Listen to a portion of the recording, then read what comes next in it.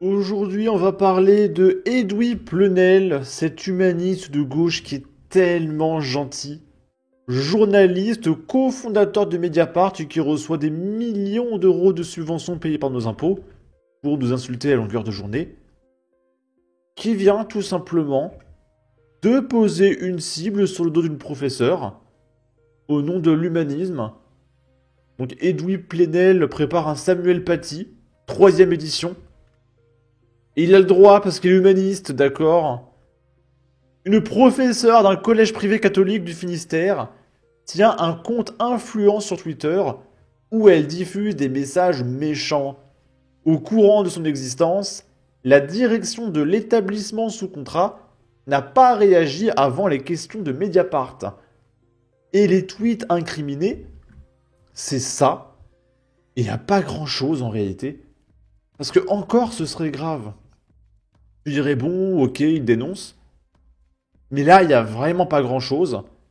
Et elle se retrouve à subir des menaces de mort gratuitement pour rien, quoi, parce que Mediapart, regardez 1 million de vues. Et elle se retrouve, voilà, affichée devant des millions de personnes, à passer pour une fou furieuse. Ils sont fous, ces gens, ils sont complètement fous. Ce sont des dangereux criminels, hein, vraiment, les gauchistes, quelle ignominie.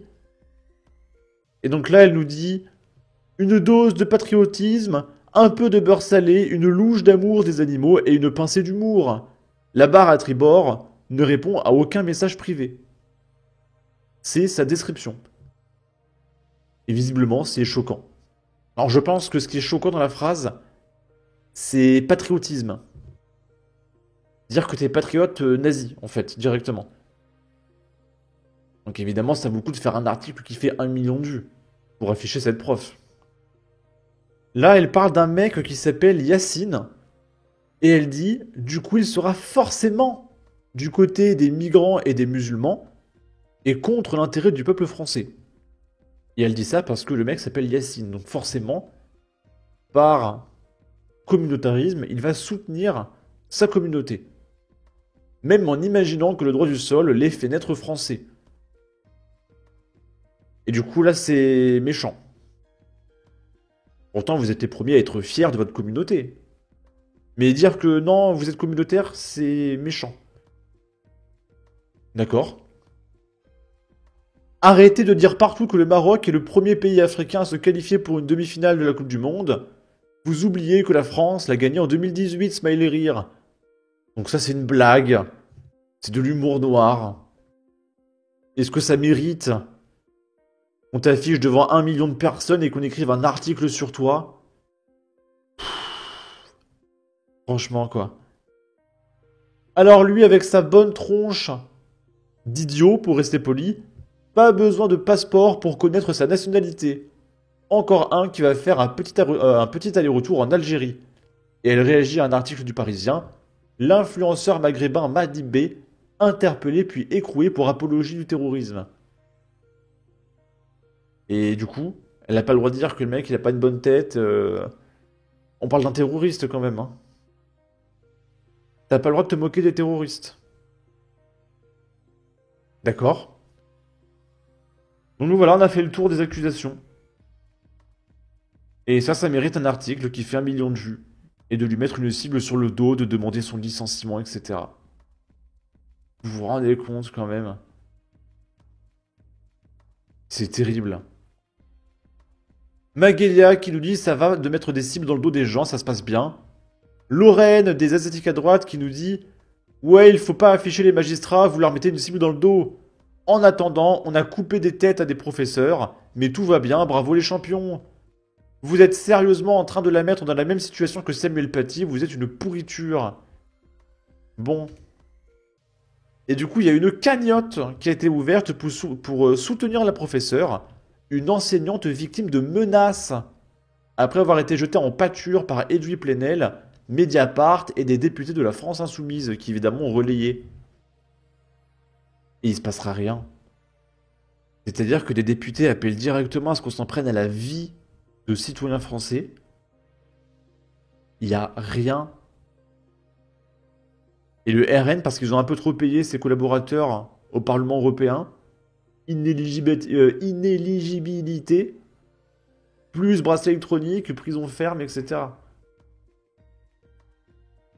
C'est insupportable, hein. Là, c'est Ilyes Djaouti qui nous dit l'insécurité en France vient de l'extrême droite.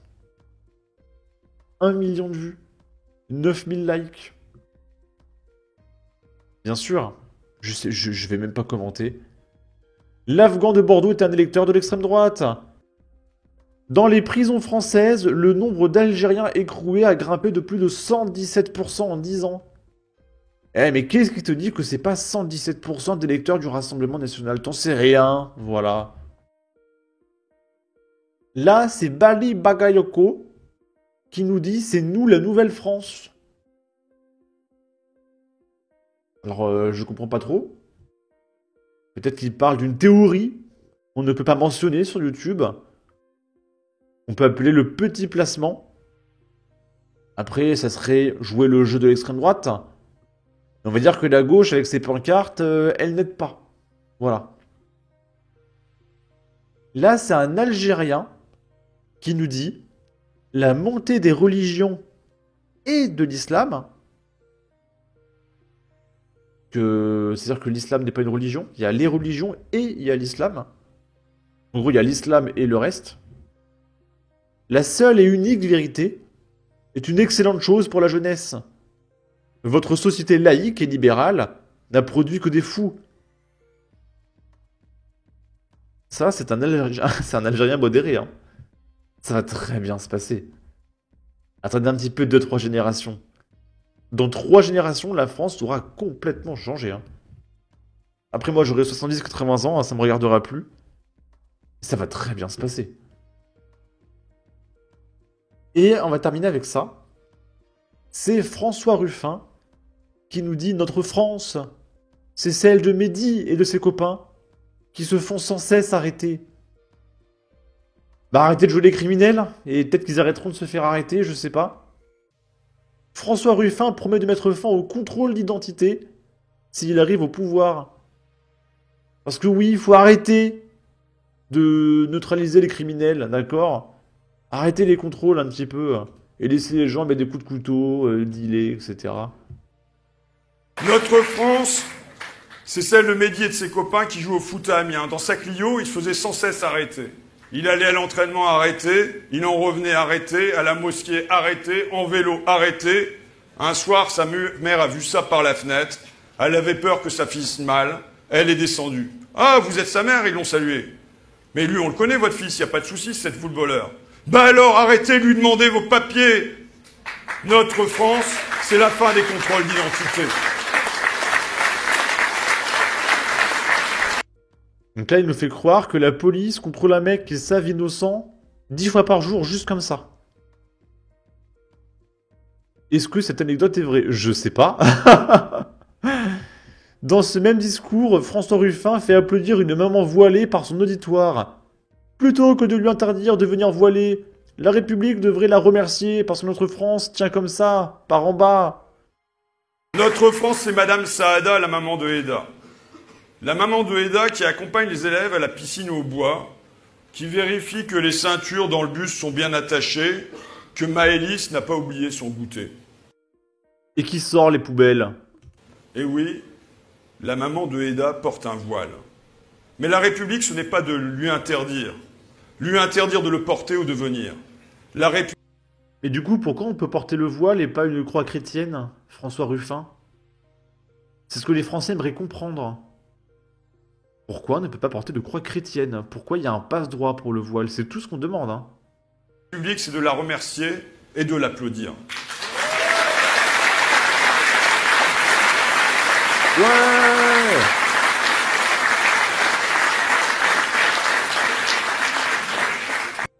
Voilà, ça va très bien se passer. Sur ce, n'hésitez pas à donner votre avis, votre opinion, à partager, liker, commenter, ça aidera au référencement de la vidéo sur YouTube.